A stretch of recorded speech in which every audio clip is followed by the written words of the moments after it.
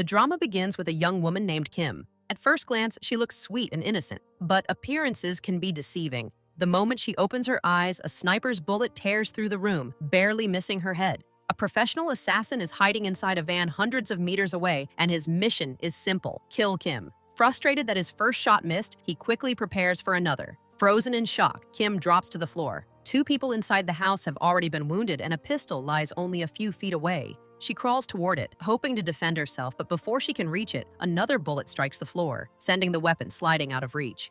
Terrified and running out of options, Kim suddenly remembers something her uncle, Jin Man, once taught her. Years earlier, while watching an action movie together, she couldn't understand how the hero kept surviving impossible gunfights. She asked why bullets never seemed to hit him. Jin Man calmly explained that surviving wasn't about luck. It was about keeping a clear head, reading your surroundings, and using every advantage available. Back in the present, Kim follows his advice. She grabs a broken piece of glass, attaches it to a stick, and turns it into a makeshift mirror. Carefully, she raises it into the sniper's line of sight.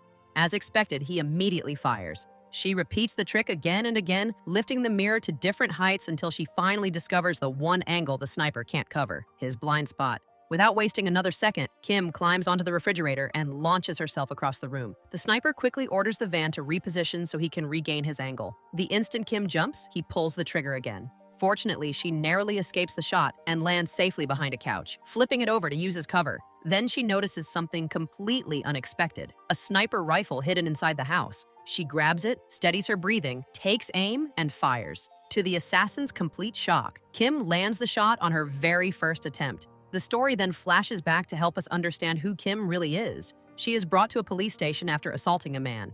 The detectives can't believe that such a small, innocent-looking young woman managed to beat someone much larger than herself. However, after reviewing the security footage, they discover the truth. The man had sneaked into the women's restroom with bad intentions. The moment Kim caught him, she chased him down and beat him so badly that he would never think about doing something like that again. Although the officers secretly admire her courage, they remind her that taking the law into her own hands isn't acceptable. Just then, Kim receives a phone call that changes everything. She answers, only to hear the devastating news that her uncle, Jin Man, has died. She is asked to come immediately to identify his body. Completely stunned, Kim gets into a taxi and heads toward the morgue. Along the way, she remembers all the strange things Jin Man used to do. He installed heavy steel bars on the windows, even though they lived on the 5th floor, where no ordinary thief could possibly climb. He even kept a massive bulletproof cabinet inside the house. Whenever she questioned him, he simply explained that if gunfire ever broke out, she should hide inside because it was designed to withstand bullets. His behavior always seemed paranoid, especially since they lived such a quiet life. But there was one lesson he constantly repeated. He would hold up her ID card and tell her that every person must remember who they are. He insisted she memorize the last 4 digits because, in his words, her identity was something nobody could ever take away.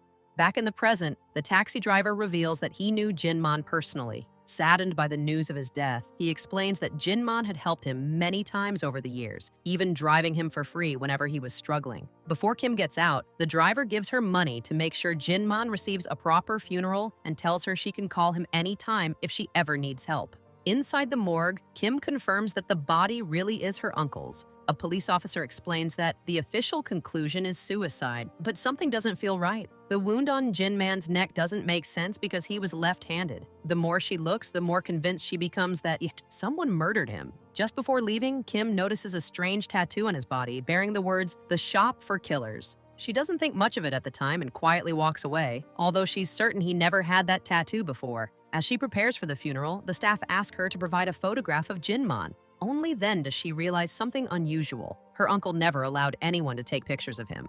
Searching for an old photo, Kim returns to the house where she meets Tai, an old school friend who now works as a programmer. After finishing his military service, Tai had started working for Jin Man. Learning that Jin Man died in the bathroom, Tai kindly offers to clean up the bloodstains so Kim won't have to face such a painful sight herself. While Kim leaves to attend the funeral, Tae begins cleaning the bathroom. During the cleanup, he discovers an old-fashioned mobile phone hidden among the blood. At the funeral, Kim is approached by a man who breaks down in tears. He tells her that Jin Man once saved his life and even paid off all of his debts. Kim is completely shocked. She had lived with her uncle for 10 years without ever realizing how many people he had quietly helped behind the scenes. After laying Jin Man to rest in the family cemetery, Kim returns home. She thanks Tai for everything he has done before he leaves. Although he notices that she hasn't cried once, Kim finally breaks down the moment she enters the empty house. Looking at her uncle's photograph, every precious memory comes rushing back. He had raised her, protected her, and cared for her all these years. Now, for the first time, she truly feels alone. Unable to hold back her emotions any longer, Kim collapses into tears. A little later, Tae unexpectedly returns. He finds Kim asleep from exhaustion and gently wakes her before showing her the old phone he discovered in the bathroom. Curious, Kim unlocks it and immediately notices a recent bank transfer worth 50 million won. Wondering how her uncle could possibly have earned that much money, she checks the account balance and freezes in disbelief. The account contains an astonishing 18 billion won. Speechless, she hands the phone to Tae and jokingly asks him to count all the zeros because she's already lost track. Even Tae can hardly believe what he's seeing. Determined to uncover the truth, they open Jin Man's laptop. Inside, they discover that he was a member of a mysterious secret website. As soon as they access it, everything they believed about Jin Man's life begins to change. As Kim continues exploring the mysterious website, she notices the exact same words that were tattooed on her uncle's body, the shop for killers. At first, she assumes it's nothing more than an underground marketplace selling every type of weapon imaginable. But before she can investigate further, a message suddenly appears from one of the clients. The client claims that the payment has already been transferred and demands that the job be completed immediately. Confused, Kim replies that the shop has been shut down and promises to refund the money. However, the stranger somehow knows her name. He coldly informs her that she won't live to see the end of the day. Tae is horrified after reading the message. Convinced that the sender is insane, he is about to call the police when the doorbell suddenly rings. The timing couldn't be worse. Kim carefully looks through the peephole and sees a woman claiming to be one of Jin Man's old friends. But hidden behind her back is a pistol. Realizing it's a trap, Kim refuses to open the door. Moments later, another anonymous message arrives on her phone. This time, the sender tells her to stay alive because he wants the pleasure of killing her himself. The story then shifts into another flashback, revealing how everything began. As a little girl, Kim attends her grandmother's funeral. That day is also the first time she ever meets her uncle, Jin Man. She overhears her father angrily confronting him for disappearing from the family for nearly 10 years. Her mother tries to calm the situation before asking Jin Man to take Kim home. That night, Kim wakes up frightened. Jin Man gently comforts her and tells her not to be afraid because fear only makes life harder. Suddenly, he receives a mysterious phone call. The moment he hears the voice on the other end, his expression changes completely. Before leaving, he tells Kim that he has to return to the funeral for a while. He promises to send a trusted friend to protect her and repeatedly warns her not to open the door for anyone else.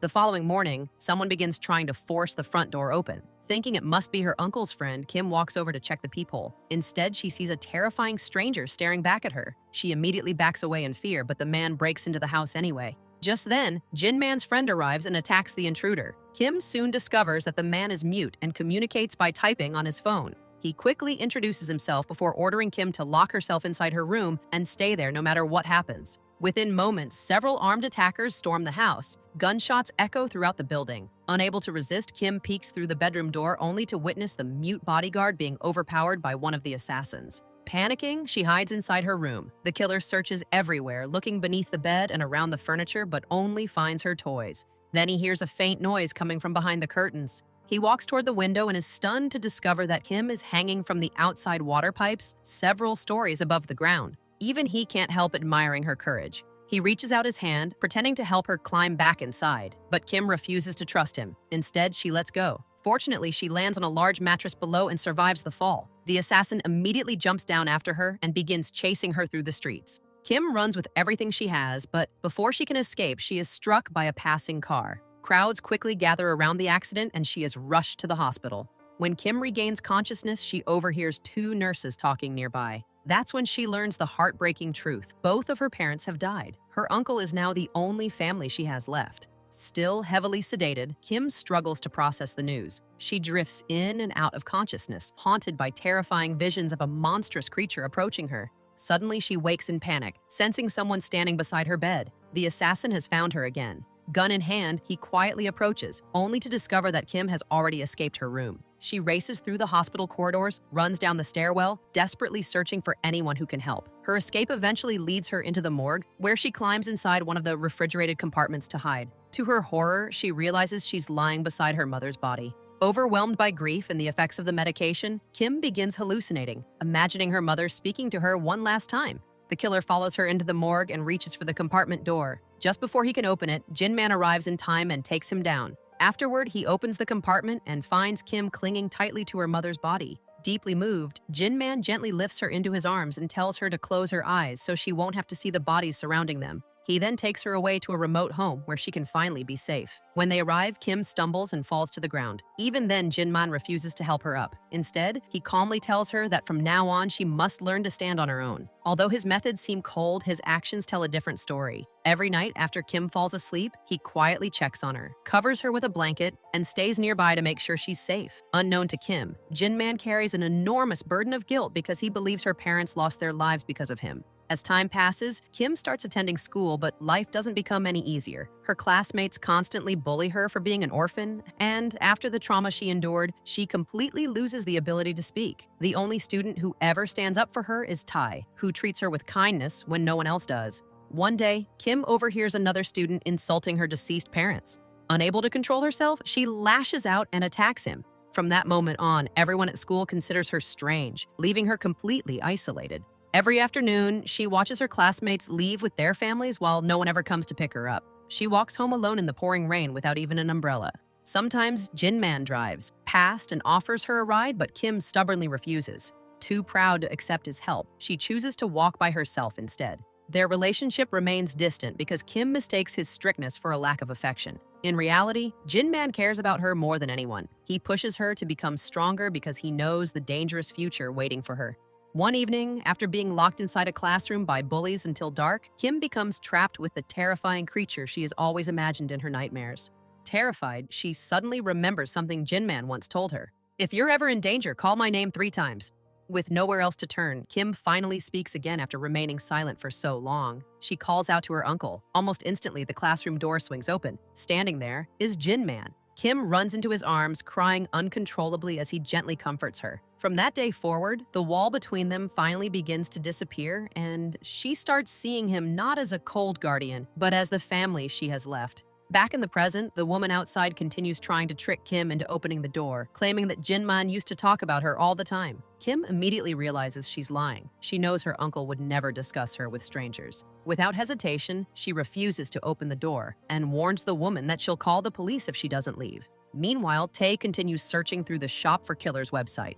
As he digs deeper, he discovers that every member of the organization carries a special color-coded symbol that represents their role. Tae continues exploring the mysterious website and finally discovers what the colored symbols actually mean. Every member of the Shop for Killers carries a special badge that represents their role. The red symbol belongs to professional assassins who eliminate targets for money. The purple symbol is reserved for intelligence brokers who trade valuable information. The yellow symbol is assigned to weapons dealers who supply firearms, explosives, and specialized equipment. The green symbol, however, is completely different. It doesn't represent any specific job. Instead, it identifies a VIP member under the organization's highest level of protection. If someone carrying the green symbol is ever in danger, every available member is expected to come to their rescue immediately. When Tae checks the member list, both he and Kim are stunned. Kim's name is marked with the green symbol. Before they can even process what they've discovered, a strange buzzing sound fills the room. A combat drone suddenly smashes into view and immediately opens fire. Kim and Tae dive to the floor as bullets tear through the house. Fortunately, the windows are made of bulletproof glass, giving them just enough protection to stay alive. They try escaping through the back door, only to discover that several more drones have already surrounded the entire house. One of the drones flies through an open window and heads straight toward Tae. Frozen in fear, Tae believes his life is over. At the last possible second, Kim grabs a nearby object and destroys the drone before it can reach him. The story then flashes back to Kim's high school years. One day, she returns home and finds construction workers installing reinforced steel walls throughout the house. They explain that the renovations will take 2 weeks, forcing Jin Man to take her somewhere else during that time. Kim assumes they're staying at a hotel. Instead, Jin Man drives deep into the mountains and leads her into a hidden cave. Once inside, he suddenly claims that he's feeling sick and asks Kim to retrieve some medicine from a storage cabin hidden inside the forest. Although reluctant, she agrees. He hands her a map to guide the way and even gives her a pistol, telling her to use it if she encounters any dangerous animals. Before she leaves, he reminds her of one important rule. If you ever feel you're in danger, call my name 3 times. I'll come and find you. Kim laughs, thinking he's being overly dramatic, and heads into the forest. The moment she disappears, Jin Man stands up completely fine. He was never sick. The entire situation was a carefully planned test designed to help Kim overcome her fears. After walking through the forest for some time, Kim finally reaches the cabin. The moment she opens the door, a group of wild animals rushes out. Terrified, she falls to the ground. Suddenly, the same terrifying creature from her nightmares appears in her mind again. She instinctively closes her eyes in fear. Then she remembers Jin Man's words, "Fear won't save you." Gathering every ounce of courage she has, Kim slowly opens her eyes, raises the pistol, and prepares to fight. At that exact moment, Jin Man appears behind her and fires a warning shot into the air. The animals scatter immediately. Only then does Kim realize the entire incident was another lesson. The following day, Jin Man begins teaching her how to handle a handgun properly. He trains her to disassemble and reassemble the weapon, then patiently teaches her how to aim and shoot accurately. Back in the present, Kim manages to destroy another attacking drone. Tae is still terrified, but Kim encourages him to stay calm if they want any chance of surviving. More drones continue swarming the house. Thinking quickly, Kim tears the reinforced bulletproof door off a heavy steel cabinet and uses it as a portable shield, while the two of them advance under constant gunfire. Suddenly, one of the drones drops an explosive. The blast throws both of them across the room. As the drone closes in to finish them off, they believe they've finally reached the end. Then a sniper round suddenly tears through the drone, destroying it instantly. The mysterious woman who had been knocking at the front door earlier finally appears. Armed with a sniper rifle, she announces that Jin Man sent her to protect Kim. Almost immediately, another sniper bullet is fired toward them. Without hesitation, the woman pushes Kim out of the line of fire, saving her life. She then reveals that she was one of Jin Man's closest allies. Kim suddenly remembers what her uncle once told her about calling his name 3 times whenever she was in danger. Now she finally understands. It was never just comforting advice. Because Kim carries the green symbol, speaking Jin Man's name activates the shop's highest emergency protocol, causing every available member to come to her rescue. Kim is left completely speechless as everything finally begins to make sense. Meanwhile, the assassins surrounding the property prepare for a full-scale assault. The story briefly returns to the opening scene. Far away, the sniper remains hidden inside his van, patiently waiting for Kim to expose herself. The woman identifies herself as Minhai and immediately tells Kim not to leave her cover. She throws a smoke grenade to block the sniper's view. Watching from a distance, the sniper recognizes her immediately. His smile disappears. He quickly contacts the other assassins. Minhai is here, and she's protecting Kim. The people on the other end are shocked. "The money we're getting paid isn't nearly enough for this," one of them says. "You know, nobody wants to fight her." They reveal that Minhai is one of the shop's most feared operatives. She carries both the red and purple symbols, meaning she's not only an elite assassin, but also an intelligence specialist. Defeating her won't be easy. Tae eventually regains consciousness and finds Kim hiding nearby while Minhai has already been wounded. After locating the sniper's position, Kim grabs a nearby pistol and crawls toward the couch. Minhai immediately stops her. A handgun won't reach him. Instead, she hands Kim a sniper rifle. Trusting her, Kim carefully lines up the shot and pulls the trigger. She believes she has killed the sniper. Instead, the bullet narrowly misses him. The sniper is genuinely impressed. "This girl isn't ordinary." He immediately orders every remaining assassin to storm the house. Wave after wave of attackers rush toward the building, but anyone who enters is quickly eliminated by Minhai. Even so, the attackers keep coming. Realizing they can't hold out forever, Minhai orders Kim and Tae to escape through the back entrance while she stays behind to cover them. Kim obeys. Using the reinforced cabinet door as a shield once again, she and Tae slowly make their way outside. The sniper immediately spots them and prepares to fire. Before he gets the chance, Minhai fires first. Her bullet reaches him just a fraction too late. Kim and Tae finally reach the entrance to the shop's hidden bunker. The security system demands a passcode. Kim first tries her. Birthday, wrong. Only one attempt remains. Thinking carefully, she suddenly remembers Jin Man repeatedly telling her to memorize the last 4 digits of her ID card because those numbers represented her true identity. She enters them. Access granted. The hidden door slowly opens, revealing a secret underground armory packed with weapons, explosives, and military equipment. But before they can explore any further, a masked man suddenly appears, pointing a gun directly at them.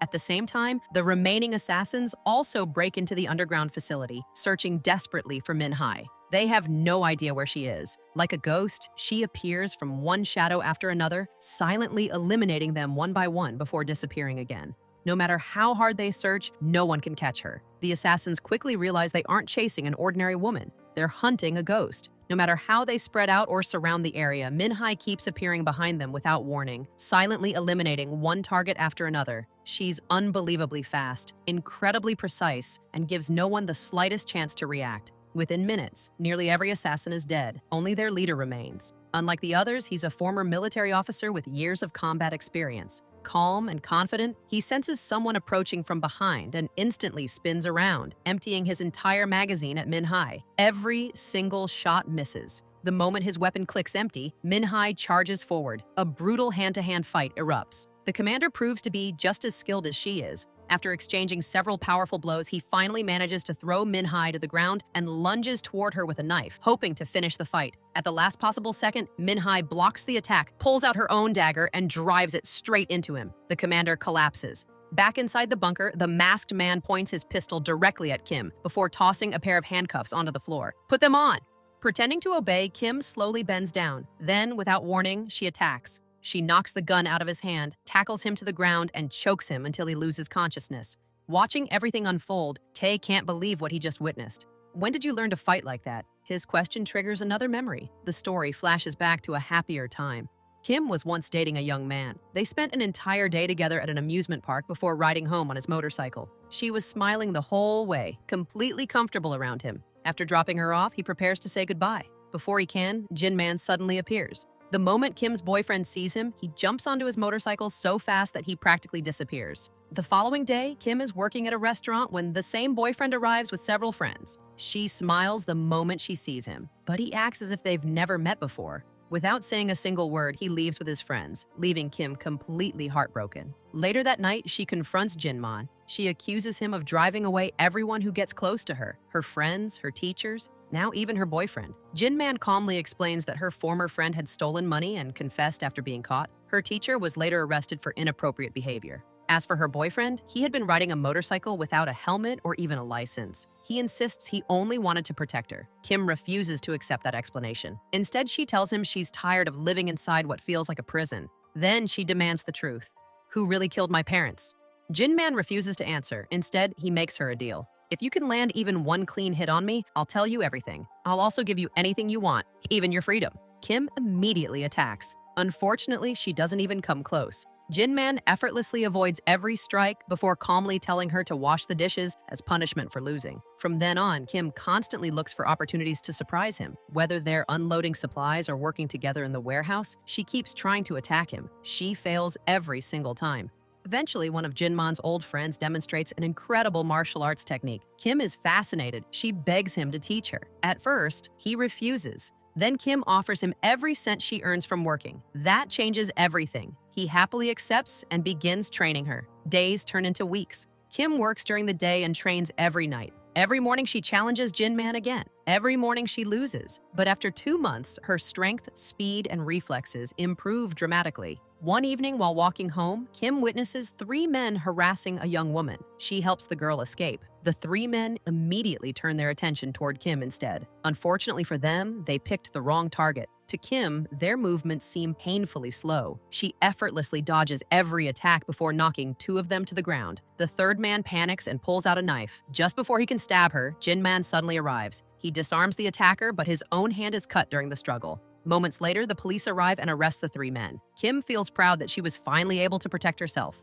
Jin Man, however, reminds her of something important. Being stronger than an unarmed opponent means nothing. The moment someone has a weapon, everything changes. He tells her she still has much more to learn. Back in the present, Kim discovers a surveillance room filled with monitors. Every place she has ever visited is displayed on the screens. Her home, her school, the restaurant where she worked. Someone has been watching her 24 hours a day. Furious, Kim demands that the masked man explain everything. He tells her he worked for Jin Man and insists there isn't enough time for a full explanation. Their first priority is helping Minhai before more assassins arrive. Suddenly, Tae turns on the lights. The masked man immediately screams in pain. Kim quickly realizes he suffers from an extreme sensitivity to light. He finally reveals his story. He spent nearly his entire life locked inside a tiny room because of his condition. Jin Man discovered his extraordinary abilities, brought him into the organization, and assigned him to monitor Kim around the clock since he rarely ever left the bunker anyway. Tae quietly whispers that the masked man is probably lying. He stuffs a cloth into the man's mouth to stop him from talking before sitting down at the computer to search for evidence. However, the masked man manages to free himself. He hides in the darkness, puts on special night vision goggles, and silently sneaks up behind Tae before knocking him unconscious. Turning toward Kim, he calmly tells her to open the drawer beside her. Inside is a contract. As Kim reads it, she discovers Jin Man left the entire shop for killers to her. If she accepts the inheritance, the masked man will officially become her subordinate and obey every order she gives. After a long pause, Kim signs the contract. She immediately orders him to open the exit. Without hesitation, he unlocks the door. Once outside, he explains that Jin Man personally instructed him to protect Kim and carry out every command she gives after his death. Kim points her pistol at him and demands that Tae be released. The masked man refuses. He says he doesn't trust Tae. In fact, he says, "I think he had something to do with your uncle's death. Ever since he appeared, everything has gone wrong." His words leave Kim shaken. She walks over to Tae, who desperately insists he's innocent. He reminds her that he was only helping clean the bathroom after Jin Man died. The masked man immediately argues the opposite. According to him, Tae cleaned the scene to destroy evidence. He reminds Kim that Jin Man would never have taken his own life. Someone had to be responsible. Then he tells Kim to play a video stored on the computer. It will explain everything. Tae quickly stops her. He warns that opening the file could activate a hidden trap or reveal their location to the assassins outside. Caught between two completely different stories, Kim has no idea which one she should believe. Unable to decide who is telling the truth, Kim slowly walks toward the computer, preparing to play the video. Before she can press anything, Tae suddenly speaks. He reminds her that he was the one who saved her when she was a child. He was the one who rushed to Jin Man and told him she was trapped, giving her uncle enough time to rescue her. His words touch Kim deeply. Instead of trusting the evidence, she follows her heart. She decides not to play the video and orders the masked man to take the medicine to Minhai instead. Without arguing, he hands Kim his special night vision goggles before leaving to help Minhai. The moment Minhai sees him, she smiles, making it obvious the two have known each other for a long time. Meanwhile, Kim frees Tae from his restraints. He thanks her for believing in him and steps forward to hug her. Then, without warning, he whispers something that completely changes everything. "I was the one who locked you inside that storage room when you were little." Kim freezes. The man she trusted isn't as innocent as she thought. Before she can react, everything goes black. When Kim wakes up, she's tied to a chair. Tae is standing nearby, talking to someone on the phone. She overhears enough of the conversation to realize they want her dead. Shocked, she asks why he's doing this. Instead of answering immediately, Tae bursts into laughter. Then he begins telling her the truth. Ever since he was young, he had been a programming genius, capable of hacking almost any system. One day, while returning home with a friend, both of them were kidnapped by members of the mafia. When they woke up, they were ordered to hack into a highly secured network. Both boys tried. Only Tae succeeded. The mafia immediately recruited him. His friend wasn't so lucky. Because he failed the assignment, they executed him right in front of Tae's eyes. What shocks Tae the most isn't the murder itself. It's how casually they discuss getting rid of the body. Soon afterward, the mafia shows him a picture of Jin Man and orders him to spy on him. To get close enough, Tae finds work inside the shop for killers. Little by little, he earns Jin Man's trust. One day, he even visits Jin Man's house under the excuse of repairing his laptop. While doing so, he secretly installs surveillance software that allows him to monitor everything Jin Man does. Every move, every conversation, every secret. Whenever Jin Man accesses the shop's private network, Tae immediately copies the information and sends it straight to the mafia. Once his mission is complete, however, the mafia decides he's no longer useful and sends an assassin to eliminate him. Desperate to survive, Tae offers them a better deal. He claims he has a perfect plan to get rid of Jin Man himself. The mafia agrees. If he succeeds, they'll spare his life. The following day, Tae visits Jin Man's house carrying a fake audio recording that sounds exactly like Kim. In the recording, she begs for help. Tae convinces Jin Man that the mafia has kidnapped Kim and that the only way to save her is to take his own life. According to Tae, no one in the mafia can kill Jin Man directly. Only Jin Man himself can satisfy their demands. Furious, Jin Man ties Tae up and nearly cuts out his tongue for trying to deceive him. But after thinking for a long moment, he unexpectedly releases him. "I'll do it." Jin Man walks into the bathroom alone. Moments later, Tae enters to make sure the job is finished. Jin Man is lying motionless inside the bathtub. Tae bursts into hysterical laughter. He can't believe his ridiculous plan actually worked. The recording had been a fake all along. Returning to the present, Tae proudly laughs as he admits he outsmarted Jin Man. Kim is devastated. Her uncle sacrificed his own life because he believed she was in danger. Unable to hold back her tears, she cries for the man who raised her. Then, to Tae's surprise, Kim suddenly starts laughing. She mocks him. "Do you really think the mafia will let you live after this? They've been using you from the very beginning? And if anything happens to me, Minhai will hunt you down herself. I'm the one carrying the green symbol." Those words instantly terrify Tae. Kim continues provoking him, calling him weak, pathetic, and nothing more than a disposable pawn. Enraged, Tae raises his pistol. The instant he steps closer, Kim wraps both legs around him, pulls him off balance, and crashes to the floor with him. She quickly frees herself from the broken chair and disappears into the darkness. Tae searches every corner of the room with his gun raised. Kim remembers every lesson Jin Man ever taught her. Use whatever is around you. Turn your surroundings into a weapon. Thinking quickly, she creates a simple trap. The moment Tae steps forward, the mechanism activates. He is suddenly yanked into the air and left hanging upside down. Kim walks over and repeatedly punches him, taking out every ounce of anger she has carried since her uncle's death. Terrified, Tae begs for mercy, insisting he had no other choice. Kim refuses to accept the excuse. She calls him selfish and knocks him unconscious with one final punch. Meanwhile, Minhai stitches the wound on her arm while searching for another weapon. The masked man breaks through a hidden wall, revealing an enormous cache of firearms and ammunition. Minhai can't hide her excitement. At that exact moment, dozens of enemy operatives arrive outside. Among them is a terrifying attack dog specifically trained to kill. At first, everyone laughs, assuming it's just an ordinary dog. A second later, the animal launches itself through the air with unbelievable speed, covering an impossible distance in the blink of an eye. It reaches the house almost instantly. Minhai fires several shots. Every one of them misses. The masked man retreats into a reinforced safe room, and Minhai follows him inside. The attack dog nearly forces its way through the door. Only a perfectly timed shot sends it crashing back outside. While all of this is happening, Kim discovers a final message left behind by Jin Man. In it, he apologizes for not being able to say goodbye. Then he gives her two choices. The first option is simple: escape through a secret tunnel that only she knows about. At the end of the passage, she'll find a large amount of money, a fake identity, and everything she needs to begin a peaceful new life far away from the shop. The second option is much harder. Remain at the shop for killers. Take over everything Jin Man built, become the new leader, and fight alongside the people who have risked their lives to protect her.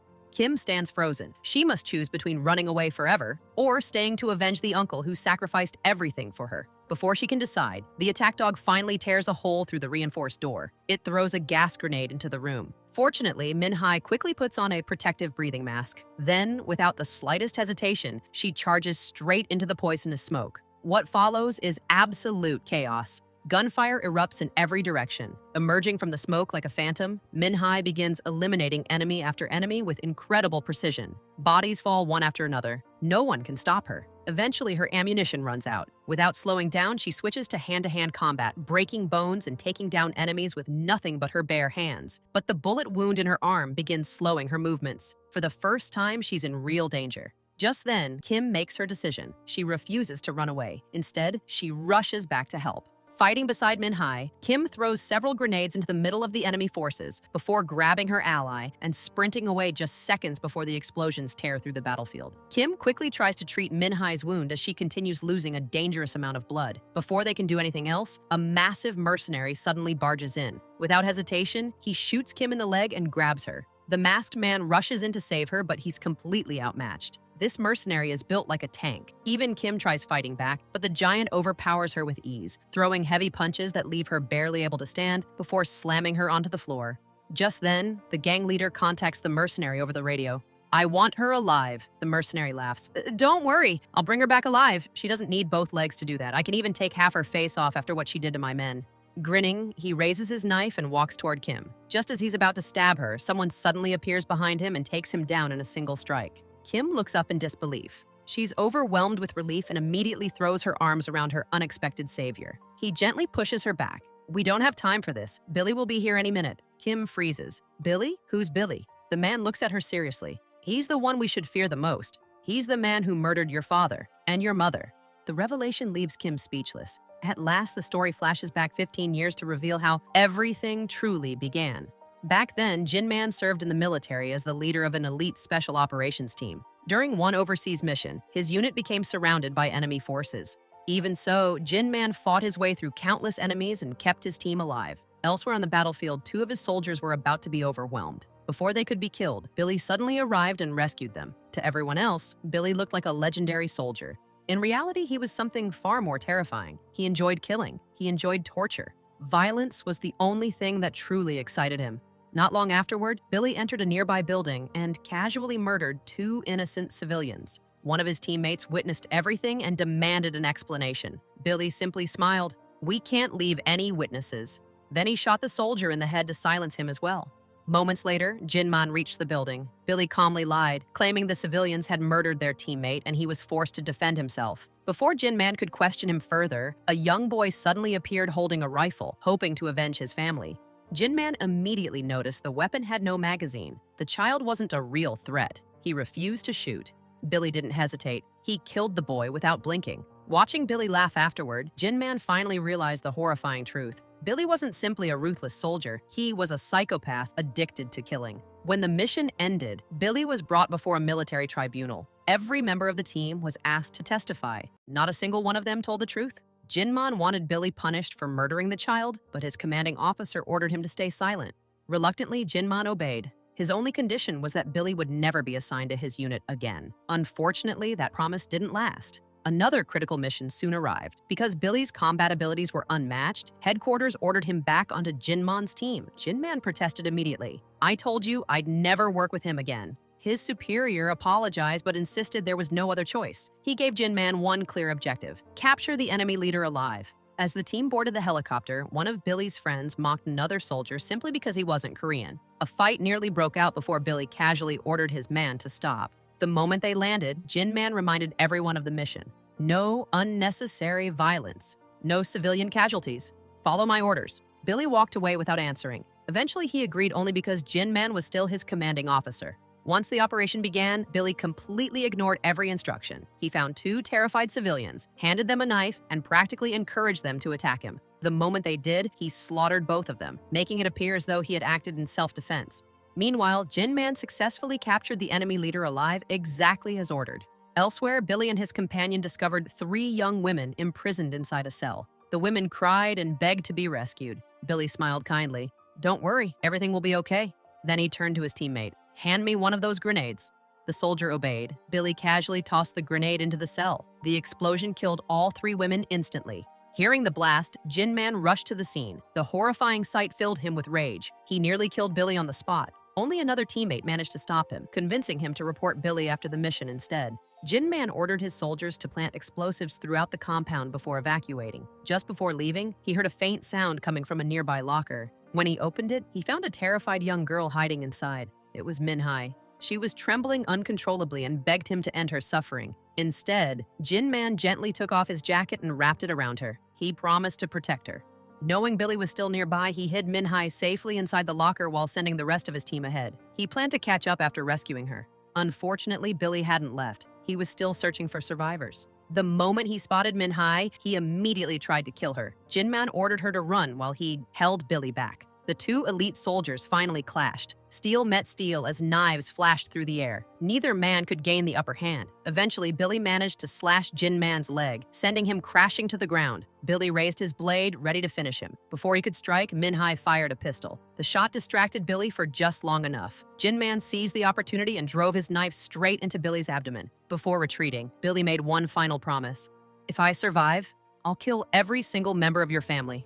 Unfortunately, the explosives planted throughout the compound were about to detonate. There was no time to finish Billy. Jin Man grabbed Minhai and escaped moments before the entire base exploded. Everyone believed Billy had died in the blast. After the operation, investigators discovered that several enemy fighters had somehow survived, forcing another military response. Billy never emerged from the ruins, and he was officially declared dead. Believing the nightmare was finally over, Jin Man resigned from the military. He told his commanding officer he wanted nothing more than to spend the rest of his life living peacefully with his family. After leaving the military, Jin Man finally returned home, believing the nightmare was over and that he could live peacefully with his family. But far away, Billy's sniper partner was busy training when he suddenly sensed someone standing beside him. The moment he turned around, he froze. It was Billy. Against all odds, he had survived the explosion. Half of his face had been horribly scarred by both the blast and the gunshot wound he had suffered. Meanwhile, Jin Man grew closer to his family than ever before. He spent more time with them, convinced they would finally enjoy a peaceful life together. Unfortunately, fate had other plans. His mother became seriously ill and was admitted to the hospital. Jin Man stayed by her bedside every day, apologizing for spending so many years away from the family. His mother smiled warmly and told him she had never blamed him. Instead, she asked him to stay close to the people he loved, and above all, to take good care of Kim. Later, Jin Man visited his mute friend, who was looking after Minhai. She was overjoyed to see him and thanked him again for saving her life years earlier. While the others chatted, Jin Man confessed that something didn't feel right. He couldn't shake the feeling that Billy was still alive. His friends laughed it off. No one could survive an explosion like that. He's human, not immortal. Sadly, they were completely wrong. At that very moment, Billy quietly entered the hospital where Jin Man's mother was recovering. Keeping the promise he had made years earlier, he murdered her without leaving obvious evidence behind. He had sworn to wipe out Jin Man's entire family if he ever survived. Now, he had begun fulfilling that promise. During the funeral, Jin Man immediately sensed that something wasn't right. He had spoken with his mother shortly before her death, and she had seemed perfectly stable. Convinced she hadn't died naturally, he begged his older brother to allow an autopsy. His brother refused. The argument quickly escalated until Jin Man was ordered to take Kim away from the funeral. He reluctantly agreed. Meanwhile, Billy's partner approached Jin Man's brother and his wife with a friendly smile. He introduced himself as an old friend of Jin Man and claimed that a large flower delivery had accidentally been sent to another location. "I just need a couple of helping hands." Trusting him completely, the couple followed him to the rooftop. Billy was already waiting. Without mercy, he brutally murdered both of them. Afterward, he carefully staged the entire scene to make it look like a double suicide before throwing their bodies from the roof. Not long afterward, Jin Man received an urgent phone call. One of his allies had hacked into the hospital's security cameras. The footage proved Billy was alive. Even worse, he had been seen near Jin Man's family. Realizing everyone was now in danger, Jin Man rushed out immediately. At the same time, he sent a message to his mute friend, ordering him to protect Kim at all costs. He also warned Kim not to open the door for anyone until help arrived. Unfortunately, one assassin reached the house before the protector did. The killer attempted to eliminate Kim, but Jin Man's mute friend arrived just in time. A fierce hand-to-hand battle broke out. Despite being outmatched physically, he fought with incredible skill and eventually defeated the attacker. After hiding Kim safely inside her room, he prepared for another attack. Moments later, Billy's strongest partner appeared. Unlike the first assassin, this man was far more dangerous. While the mute guardian was focused on one opponent, Billy's partner slammed a heavy refrigerator door into him, pinning him down. The guardian narrowly avoided a knife strike, but the sniper overpowered him, forcing him to the floor. Even after grabbing an axe to fight back, he was eventually overwhelmed. Kim witnessed the horrifying battle unfold with her own eyes. At the same time, Jin Man was racing back from the funeral. On the way, Billy's former military teammates, now working under Billy's orders, ambushed him from every direction. Bullets rained down relentlessly, but Jin Man had anticipated the trap. He opened the trunk of his car, pulled out a hidden rifle, and returned fire with deadly precision. One by one, his attackers fell. Eventually, one of his oldest friends broke down. Unable to betray Jin Man any longer, he confessed that Billy was targeting his family. Jin Man immediately realized something even worse. If his family was in danger, then Kim was also a target. Back at the house, Kim escaped by jumping out of a window. Unfortunately, she was struck by a vehicle and rushed to the hospital. Meanwhile, Jin Man had been wounded during the ambush. He sought help from his Thai friend, who secretly treated his injuries. The man was terrified. Billy isn't someone you can stop. He asked Jin Man why he had tried to kill Billy all those years ago.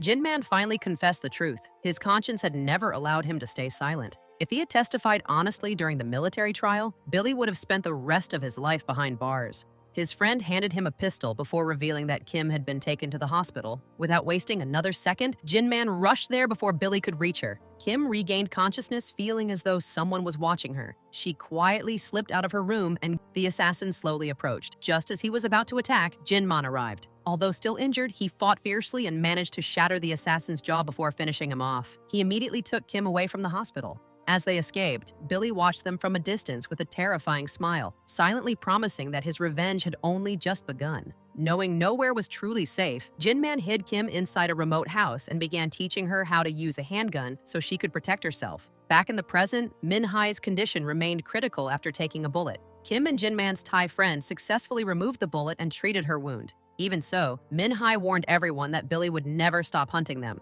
They gathered every weapon they could find from the fallen attackers, preparing for the next assault. Meanwhile, Tai managed to free himself. He reached the main control computer and hacked into the security system. Using it, he took control of another robotic attack dog and forced it to emit powerful sonic waves throughout the building. The unbearable sound affected everyone except the machine itself. When the survivors tried shooting it, nothing happened. Moments later, the robotic dog shattered the bulletproof glass protecting the house. The breach allowed Billy's entire assault team to storm inside. Without hesitation, the TIE fighter charged forward to meet them head-on. A brutal battle erupted throughout the house. At the same time, Billy's partner searched every room for Kim. His orders were clear. She had to be captured alive. The masked guardian tried desperately to protect her, buying time for her escape. Unfortunately, he was no match for Billy's elite soldier and took 2 bullets to the body. Realizing she couldn't help him, Kim reluctantly fled after both Minhai and the TIE fighter begged her to run. She raced toward the hidden weapons storage room but suddenly heard footsteps nearby. Quickly hiding, she watched in horror as Tai emerged. Laughing like a madman, he proudly confessed that he had been the one who caused Jin Man's death. He grabbed a machine gun and emptied the entire magazine at another man standing nearby. When the bullets finally ran out, Billy's partner calmly approached him. "What a waste." You deserved something better than a bullet. With one swift motion, he drove a knife straight through Ty's skull, killing him instantly. Then he began searching for Kim. Hidden nearby, Kim remained completely silent.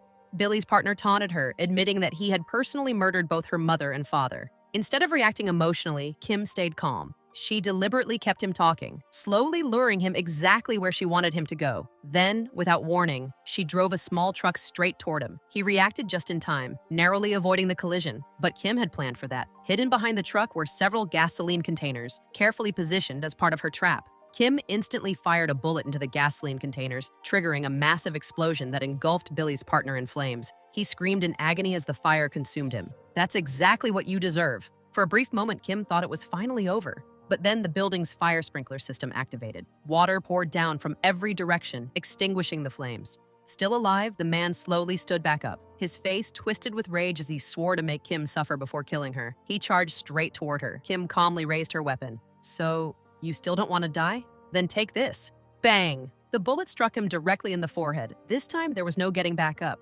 Billy's strongest partner was finally dead. The danger had passed, but Kim couldn't hold herself together anymore. She collapsed onto the floor, trembling uncontrollably. It was the first time she had ever taken someone's life. The masked man rushed over to comfort her. Surprised to see him alive, Kim stared in disbelief. He smiled and explained that he had been wearing a bulletproof vest the entire time. He also reassured her that both Minhai and the TIE fighter had survived. Relieved, Kim finally took a deep breath.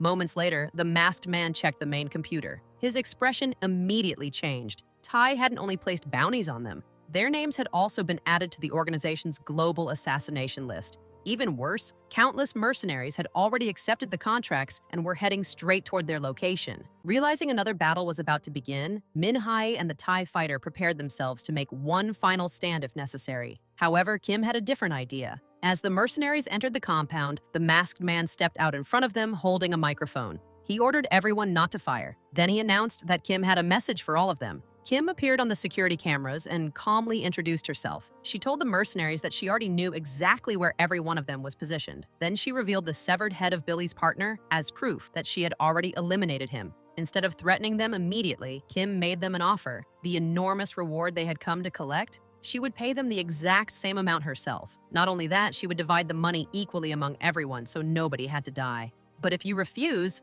I'll have no choice but to eliminate every single one of you.